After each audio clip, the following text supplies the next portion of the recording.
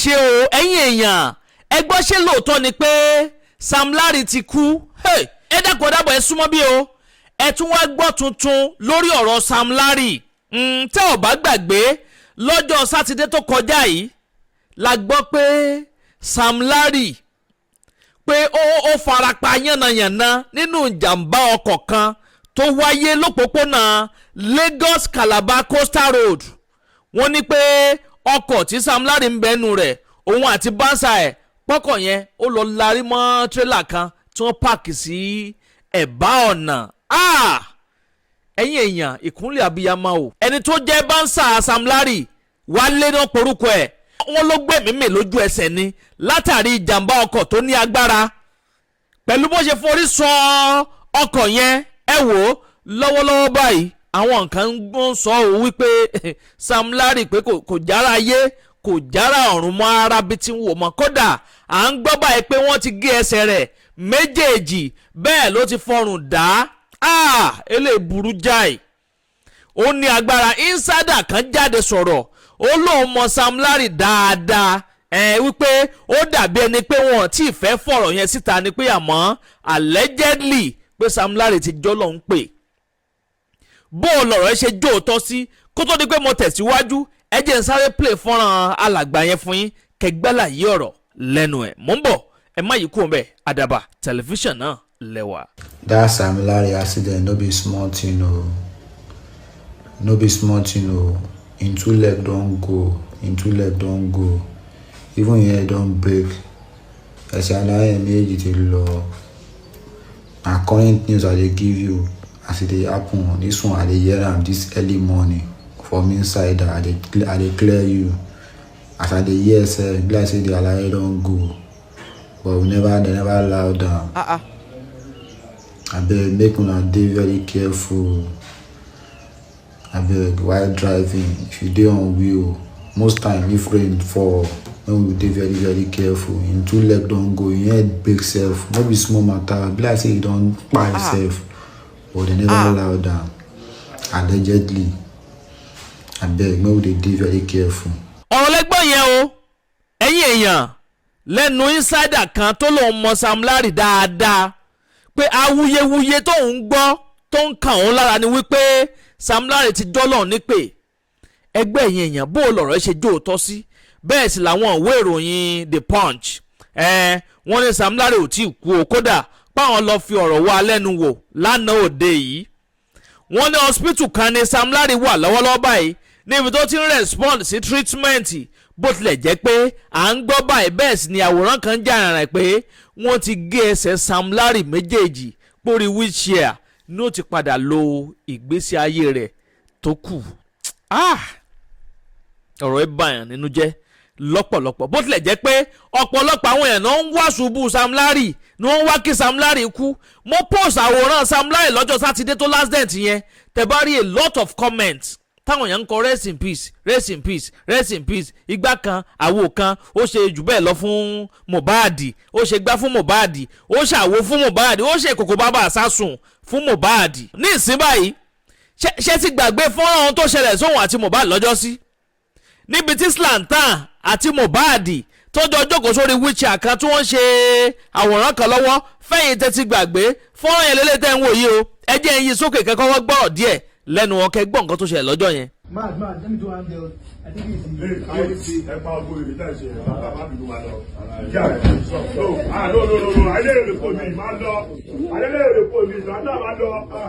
fọ́nrán yẹn lẹ wò tán yẹn ní ìsín báyìí ẹ wo nǹkan tí Sam Larry náà ń là kọjá à ń gbọ́ báyìí pé orí wheelchair ni ó ti padà máa lo ìgbésí ayé rẹ̀ tó kù ó ní bó ti kú báyìí bí ó ti kú pé kò tí ì sẹ́ni kankan tó yé torí tẹ́ ò bá gbàgbé ẹ rí i pé wọ́n ní Naira Marley post kinní kan sórí page ẹ̀ lọ́jọ́ tí wọ́n ní accident yẹn ṣẹlẹ̀ gangan tó kọ rest in peace nǹkan tó kọ rẹ̀ ó ní why now rest in peace my brother Sam Larry refused to respond to treatment wọ́n ní kò respond sí treatment àwọn nǹkan sọ pé ó ti kú àwọn nǹkan ní kò tí ì kú èwo ni ká gbàgbọ́ ń bẹ̀ báyìí a tún ráwọn àwòrán pé wọ́n ti gé ẹsẹ̀ méjèèjì pẹ́sẹ̀ yẹn ó ti lọ léde bẹ́ẹ̀ sì ni alàgbà kan tó ń pè ń bánsà ẹ̀ Wálé èyí ń tiẹ̀ tẹ́ bá ra àwọn ìyàwó àtàwọn ọmọ ẹ̀ bí wọ́n ṣe ń wẹkùn mu bòròbòrò látàrí accident yẹn.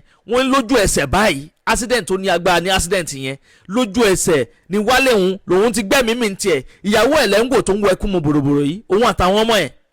bẹ́ẹ̀ sì làwọn kan ń jáde ṣerú àkókò báyìí ló yẹ káwọn yẹn máa jáde kó máa ta àbùkù wálé tó jẹ́ bánsà Sam Larry náà. wọ́n ní pé èèyàn burúkú lòun náà o. wọ́n ní lọ́jọ́ kan báyìí ni alàgbà yẹn ń kọjá lọ ló wá rí Sino ló bẹ̀rẹ̀ sí pẹ́ẹ́rẹ́ pé Sino lélẹ́yìí kóun ya fọ́tò pẹ̀lú ẹ̀. wọ́n ní ká tó ṣẹ́jú pé bánsà Sam Larry ìyún alàgbà wálé wọ́n ló kàn ya nígbàjú ni fọ́nrán yẹn lẹ́ ń wò yìí. ó kó gbájú bò ó. ṣé irú àkókò báyìí tó ń sọ pé èèyàn ti kú ṣé irú àkókò yìí ló yẹ káwọn èèyàn tún lọ máa wúrú àwọn fọ́nrán báyìí jáde ẹ̀yìn èèyàn. ìyàwó rẹ̀ ń sunkún lọ́wọ́ àwọn ọmọ rẹ̀ ń sunkún lọ́wọ́ páwọn ti pàdánù ọkọ àwọn ọmọ ń sunkún páwọn ti pàdánù bàbá àwọn ọmọ orílẹ̀-èdè Nàìjíríà irú àkókò yẹn ló lọ wú kíní jáde pé èèyàn burúkú lòun náà. iṣẹ́ ló ń ṣe náà for goodness sake bánsà la pé kó máa protect celebrity ẹ wá rí i pé àwọn èèyàn fẹ́ súnmọ́ fẹ́ máa bá ya fọ́tò ó wá chase wọn èwe. kọ́lọ́ màmá gbà wá báyìí o àmọ́ ọ̀pọ̀lọpọ̀ àwọn ló jáde kódà Dr. Kẹ́mi Olúnlọ́yọ̀ àwọn náà jáde lórí ọ̀rọ̀ Sam Larry kódà àwọn sọ pé ẹsẹ̀ méjèèjì ò lè yé o torí pé kò response sí treatment pé kódà lọ́wọ́lọ́wọ́ báyìí gan pé ó nẹ́nìkan táwọn rán lọ sí hospital ibi tí Sam Larry wà gangan lọ́wọ́lọ́wọ́ báyìí tó ti ń gba ìtọ́jú lọ́wọ́ pé wọ́n sọ pé ó ti fi ọrùn rọ́ pé the same way tí ọrùn Mohbad ṣe kán lọ́jọ́ tó ń sọ pé wọ́n ní gbọ́nmi sí omi òtó kan nù lé òun àti ìyàwó rẹ̀ Dr. Kẹ́mi Olúnlọ́yọ̀ náà sọ o wọ́n ní the same way yẹn náà ni ọrùn Sam Larry náà ló ti kán wọ́n ní kíní yẹn wá ó brush mọ́ ọpọlọ ẹ̀ pé àwọn ibi tó yẹ káwọn ẹ̀jẹ̀ kan kó máa gbà wọnú ọpọlọ ẹ̀ báyìí pé ó ti fẹ́ máa ṣe ségesège carotid arteries àbí nǹkan ni wọ́n pe orúkọ kíní ọ̀hún òyìnbó ńlá kan báyìí ni wọ́n fi pè é máa play fọ́nrán Dr. Kẹ́mi Olúnlọ́yọ̀ fún yín nísìn tẹ́yìn náà tẹ́ farabalẹ̀ gbálàyé ọ̀rọ̀ lẹ́nu wọn tó ráwọn Yorùbá bọ̀ wọ́n ní ẹnu oníkàn báyìí náà láti ń gbọ́ pàún bẹ́ẹ̀ sì ni ẹnu ọlọ́fà náà láti ń gbọ́ mọ́tá gbogbo ẹ̀yin tẹ́ ń rokúro Sam Larry lọ́wọ́lọ́wọ́ báyìí kò kí ń ṣe nǹkan tó dáa ẹ má kọrẹ́sì pèsè ẹni tí ò tí ì kú àdúrà ní kẹ́ máa fi ràn án lọ́wọ́ pé kọ́lọ́hún bá wàá dòòlà ẹ̀ torí accident tó ṣẹlẹ̀ sí yẹn nǹkan burúkú gbáà ni kò dẹ̀ kí ń ṣe nǹkan tí yẹn gbọ́dọ̀ máa fi ṣàdúrà fọ́ta èèyàn gan nǹkan burúkú ni accident yẹn ò kí ń ṣe accident kékeré o ó ṣerí mọ́ tipa tó ń park sẹ́gbẹ̀ẹ́ títì yẹn ni pẹ̀lú lórí eré wọ́n ní wọ́n lọ patí kan ni pé wọ́n ń bọ̀ láti patí yẹn pé wọ́n ti mọ tí yóò bá kán lẹ́ni tí ń wọkọ̀ náà òun náà ti yó ó ti yó irúkú tó pa Dangrin lọ́jọ́ sí nìyẹn o Dangrin tí ń kọrin wọ́n lòun náà ti mọ tí yó lálẹ́ ló ń lọlé àwọn mọ́tò tó ń park sẹ́gbẹ̀ẹ́ títì ẹ ti mọ̀ pé orílẹ̀-èdè Nàìjíríà bí wọ́n lè ṣaláì máa park mọ́tò sẹ́gbẹ̀ẹ́ títì ẹ wo Anthony Joshua tó wáyé láìpẹ́ yìí tó máa wọn ọ̀rẹ́ méjèèjì wálé tó ń jọ wá ṣe fàájì lórílẹ̀-èdè Nàìjíríà òpópónà Lagos Ìbàdàn expressway lọ́kọ̀ tí wọ́n náà ti forí sánpọ́n tó ṣẹrí mọ́ ọkọ̀ àjàgbé tí wọ́n páàkì sẹ́gbẹ̀ẹ́ títì gbogbo àwọn tó ń páàkì ọkọ̀ sẹ́gbẹ̀ẹ́ títì yẹn ó yẹ káwọn ìjọba máa gbé ìgbésẹ̀ lórí wọn kó máa arrest wọn because wọ́n ti claim life a lot of people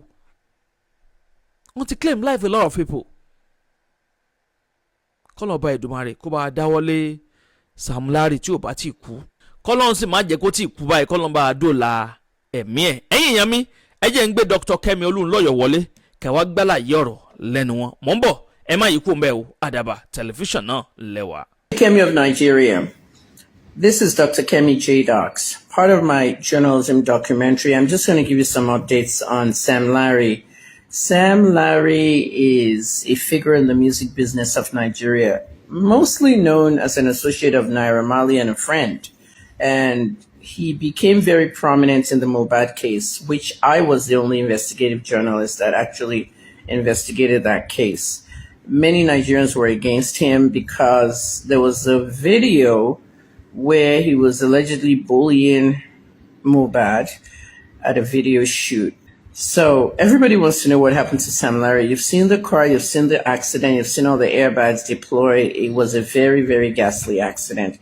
on this so-called coastal road. Okay, I left Nigeria 4.5 years ago, so I don't know where the coastal road is, but it looks like a highway. And when there are highways in Nigeria, Nigerians speed.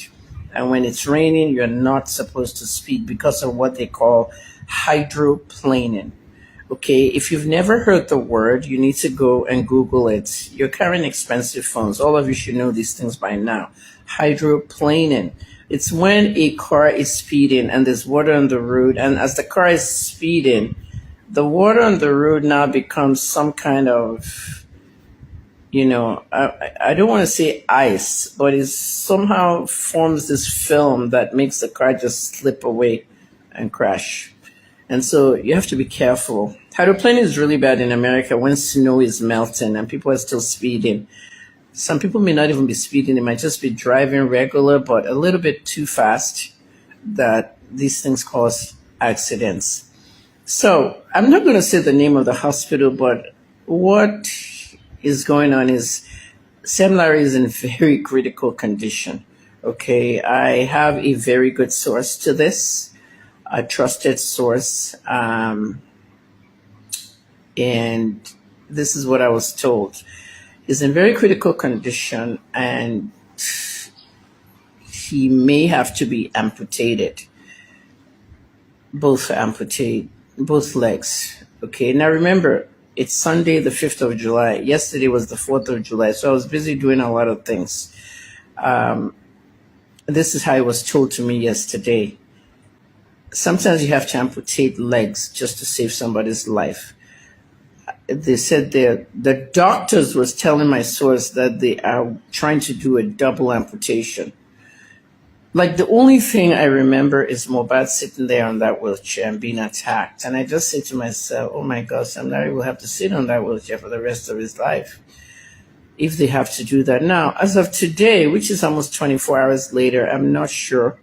I don't know if it was amputated, but I've messaged my source and he hasn't replied me. However, he had a lot of head injuries. He also broke his neck. So when you break your neck, the carotid artery, that's the same spot that Mohbad was injured in on that staircase when Wunmi attacked. This is so creepy because the carotid artery is in between both our necks, and if that's injured, the blood going to the brain is impeded. So it's really bad. It's really bad, really bad.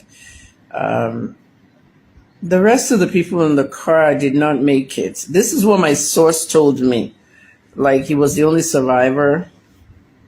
And this was at the time the accident just happened. So somebody else may have survived, but 3 occupants, driver and 2. But from what I'm hearing, the others didn't survive. He was the only survivor. That's what I know as of. ọ̀rọ̀ lẹ́gbọ́n yìí ò ẹ̀yìn èèyàn wa lẹ́nu Dr. Kẹ́mi Olúnlọ́yọ̀ bó lẹ ṣe rí i sí. Àbẹ́rẹ́ rí pé nǹkan tó dé bá Sam Larry ó ní agbára o.